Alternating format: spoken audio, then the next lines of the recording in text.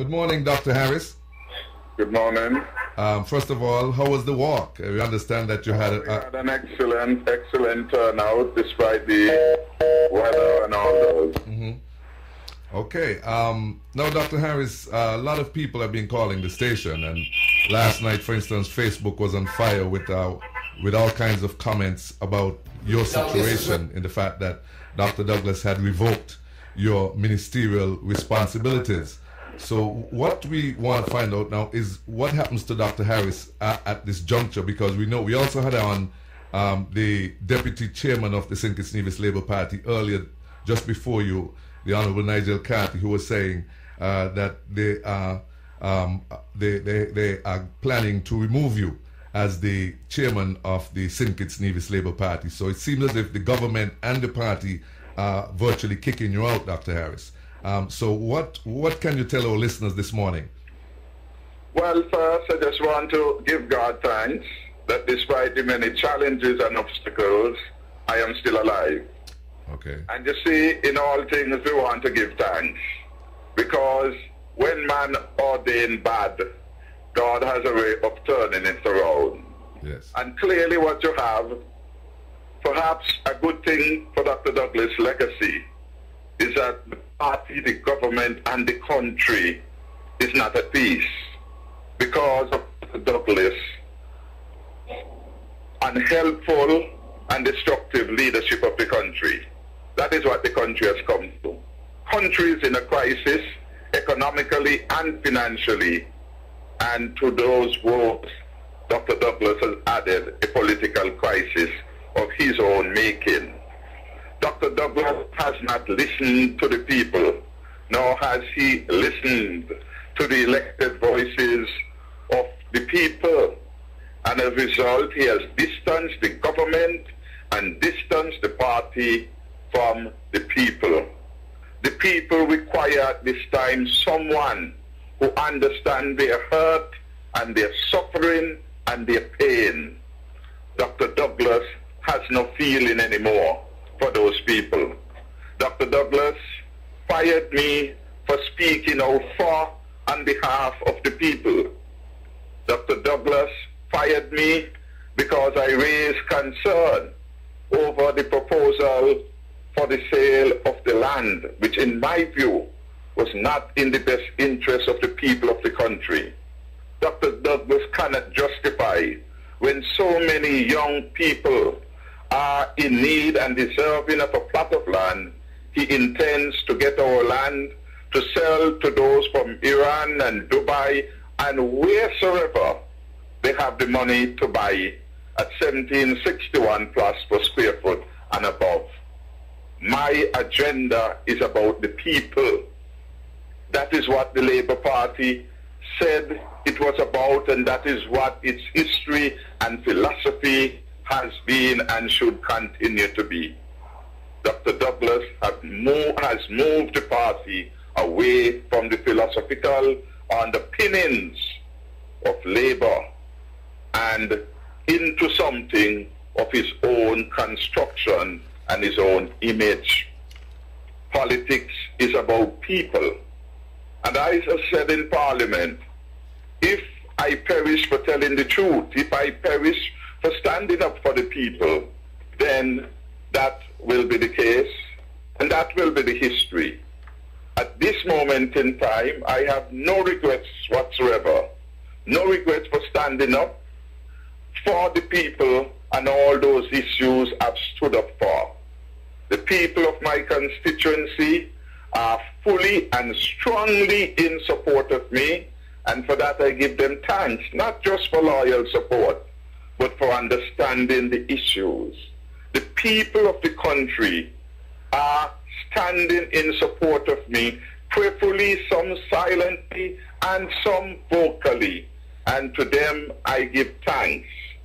Most of all, I want to give God thanks for strengthening me and for providing for me, notwithstanding all the iniquities of Dr. Douglas, notwithstanding all the plans and so on that have been put in place to destroy Dr. Timothy Harris.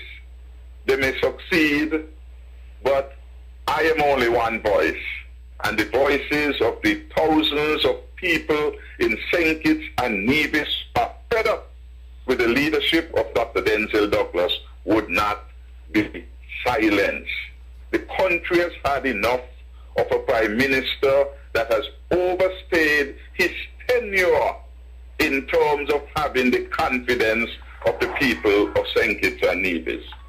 And at the right time, the people will demonstrate, as they have always done, that they will take their country back. They will take their country back. And so my heart is glad. My people continue to be strong. My people continue to be strong. And we just let the Lord work. Let the Lord work continue.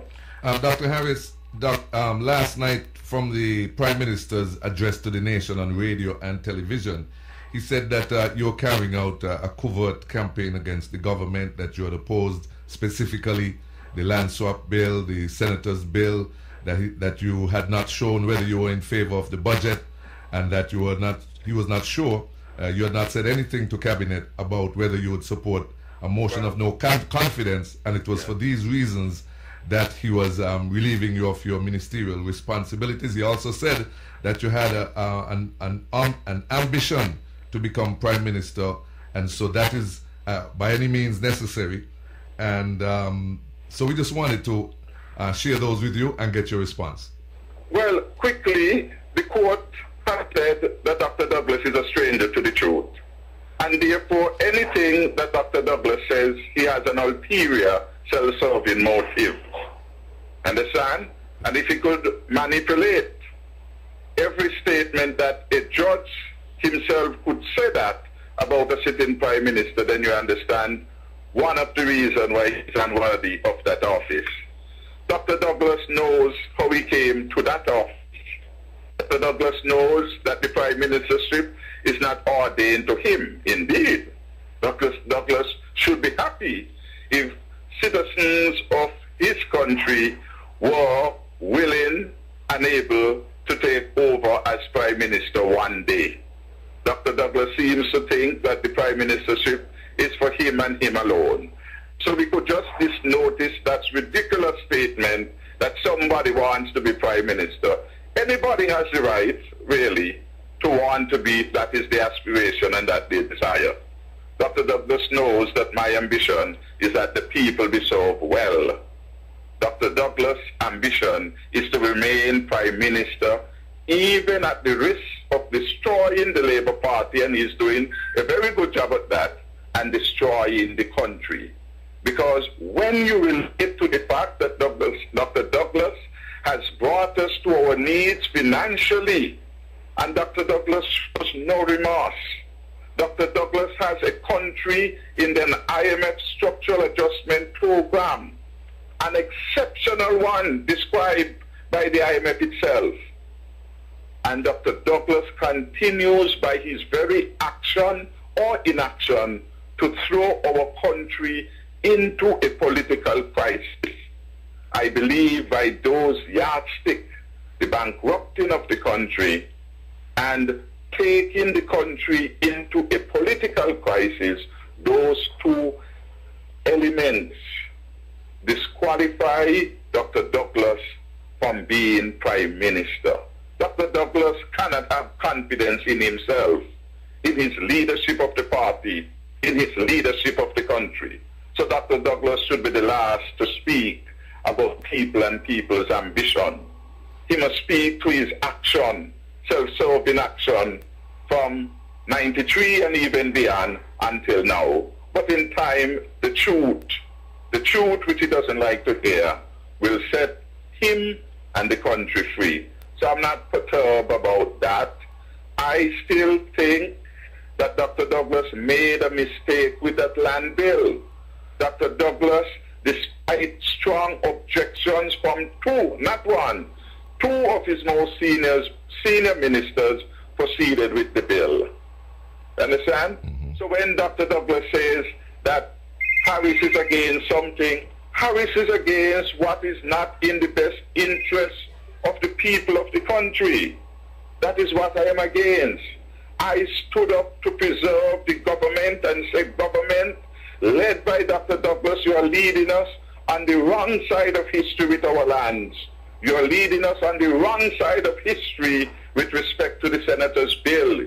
You can't, when you can't pay people their salaries, when our hospitals are in need, when Mary Charles Hospital need a roof, when Tabernacle School is without a proper sign, when Violet Petty School is without fencing, we wanting to spend taxpayers' money to ensure you have a group of yes men in the parliament to ensure that your dictatorial agenda will prevail. Those are the issues over which I am in conflict with Dr. Douglas. But the good thing, and all of these issues, the people are confident that I am speaking for them. The people do not want the country to be ruled by a lot of unelected people who have no accountability to them, who basically are yes men in cabinet because they are appointed by the boss to do his bidding. Dr. Douglas well knows that. And if he doesn't, it is no fault of the country. I spoke what I genuinely think is true. I spoke from my conscience. And the last point in relation to not want to do it, Dr. Douglas should, as leader of the country, be prepared to obey our law. Dr. Douglas, as leader of the country, should be prepared to let people enjoy their constitutional rights. Dr. Douglas knows that it is a criminal offense for anyone to sort to direct a member of parliament to vote in a particular way. Let him abide by the law and let him stop this nonsense about people. For 17 years, nobody asked me how I will vote for the budget. For 17 years, nobody asked me how I will vote on any matter more than we have informed discussions. And when there is not agreement or substantive disagreement, then those bills are not taken to the parliament. We had a case where Dr. Douglas had agreed to a bill going to parliament. Sam Kanda had it on the other paper. Dr. Douglas called from abroad. He alone, despite the sanction of cabinet, and said withdraw the bill. He wasn't ready. One man made that particular determination, and the bill didn't go. Well, I know he purports to be 10 in 1. So how can he explain when at least 2 of his cabinet elected members, 2 out of 6 says we are uncomfortable with this bill for the reason we gave, that he can proceed to continue as a dictator to determine your voice doesn't matter and the voices of the people in our constituencies do not matter. Dr. Douglas is on the wrong side of history, and in time to come all will have an opportunity. But as I said, he has done what is in his power to do. God has more power than Dr. Douglas.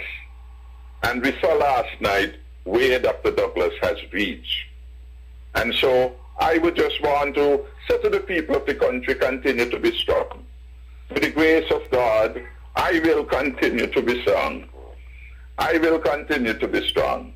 And I want to thank all the people for their prayers, for their words of encouragement, for their love, for their vocal support, for their silent support, but most importantly for the peripheral support.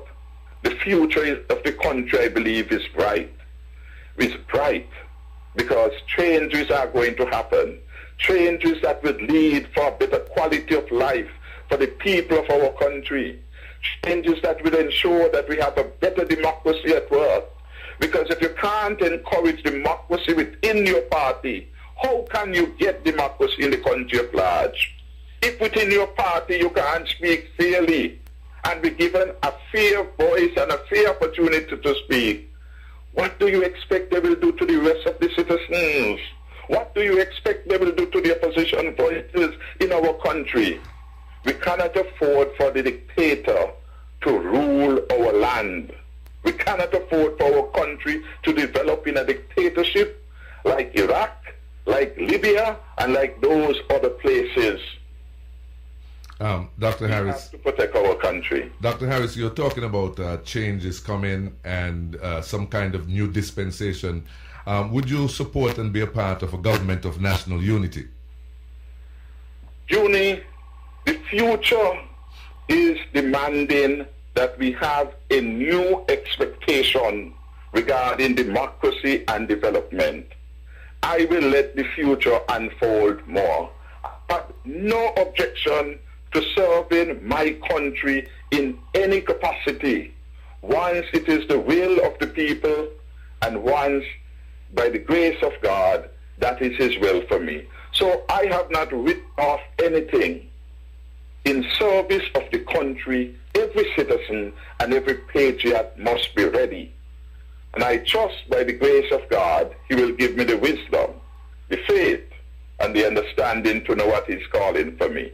But service for the people in whatever capacity I can, I certainly am committed to do that. The unity of our people is critically important. When a country is in crisis, you can't afford to continue the forces of division. So we have to articulate now from a point of unity, not just unity within parties, not just unity within our churches, unity across political divide. There is no Solomonic wisdom in one party and the absence of it in another. Therefore, we have to choose the best that we have available to serve our country if we are going to get our country out of the economic and financial crisis in which we are in.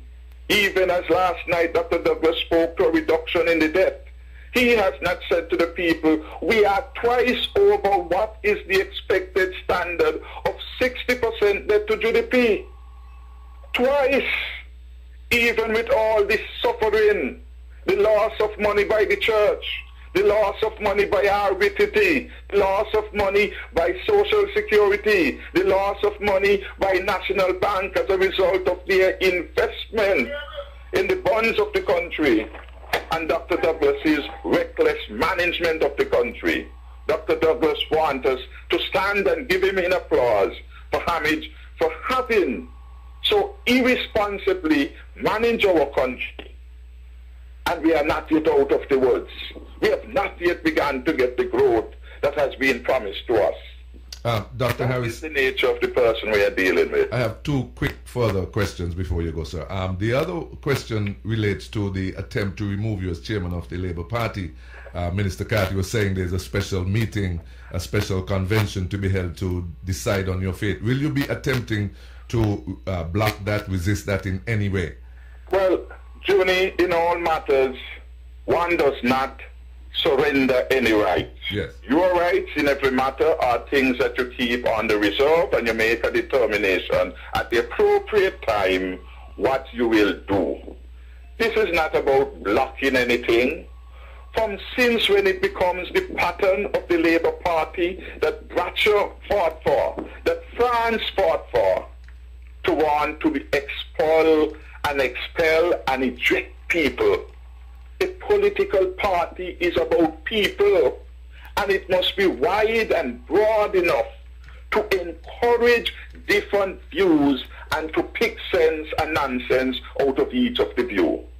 What we are having here is the attempt by Dr. Douglas to create a Labour Party in his image and likeness of a dictator.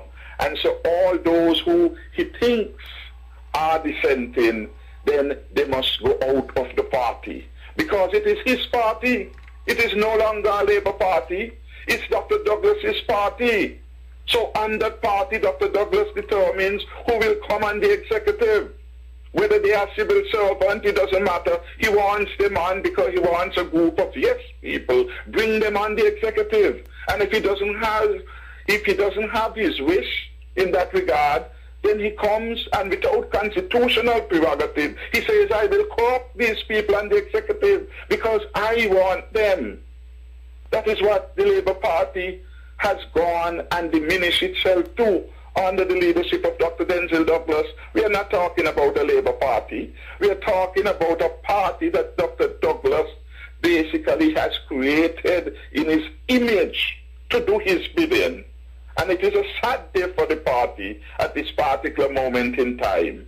It is sad because we had special faith and special confidence that the Labour Party would remain just and true to its history and its philosophy.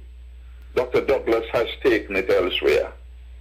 I remain firm that the philosophy of the Labour Party is a good one for the country.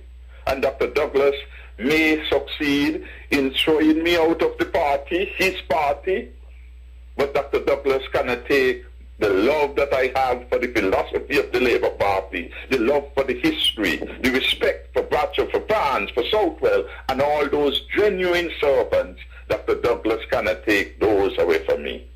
So let him do what is in his power to do. The power will not last. He is a prime minister now on his way out. He has indicated that. He does not command a majority of MPs in the parliament. And he should now do the honorable thing and resign or call a general elections. Put it to the people. He does not command a majority of members of parliament at this particular moment in time. And so if you want to talk about procedures and support, let him put that to the test. And I challenge him on Tuesday then. If you think he has, bring the vote of no confidence on Tuesday. Bring the vote of no confidence on Tuesday and give the country a chance to move on without him and to move on to a better and more prosperous day. That is a change I'm talking about. A change in dispensation. Too much has happened under Dr. Denzil Douglas that should not have happened. And we have patiently waited in the party, urging for change, quietly, silently, sometimes even in an agitating way. Dr. Douglas does not listen. And if you want to find out if he does listen, draw attention to all the errors that have been documented after a retreat which was held in 2007. Dr. Douglas has done nothing to correct them. He is all powerful, he thinks. So, in the end, the power comes from the people. Minister Harris, the final thing I wanted to ask you, well, I guess you've already made your position clear with respect to that, is the motion of no confidence. Would you, from what you've just said, it's obvious to me then that you'd be supporting a motion of no confidence against Prime Minister Douglas. What I've just said is that I'm challenging the Prime Minister to the honorable thing. That our country is in a crisis now. He has brought the country to that crisis stage.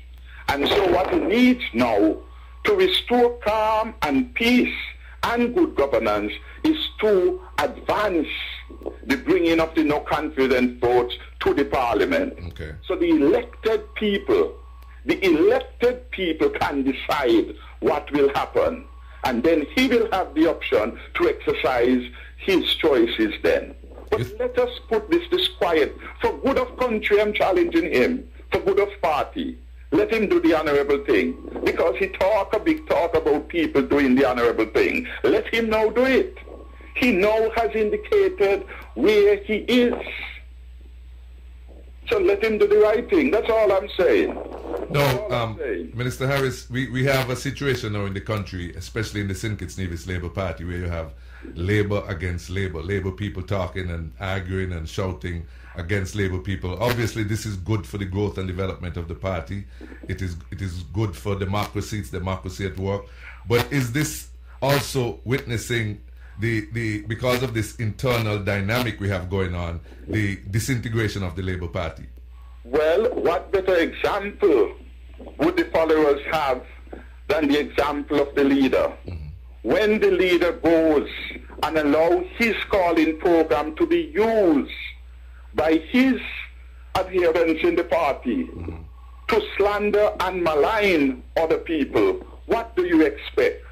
Why doesn't he stop the caller that call every week and say the meanings of things about his deputy prime minister and deputy party leader? Why didn't he say when a certain person was leading a charge against the deputy in the West Bar State that this is going to be disruptive for my party? and that I as a leader will not allow it. Gentlemen, come and speak to me. I will not encourage that kind of divisiveness in Bastia West. Why didn't he say that? What the Labour Party is going through is as a result of Dr. Douglas's reckless leadership. The things that he have allowed to happen. When he gets on radio and gets in meeting and say the meanest of things about his ministers, what else do you expect to happen among the rank and file? Because at the end of the day, Dr. Douglas really doesn't care about Labour Party. Dr. Douglas cares about himself. That will be his legacy. All right. That will be his legacy.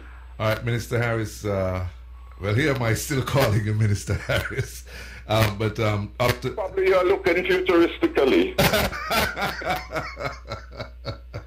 Definitely. Look, thank you so much.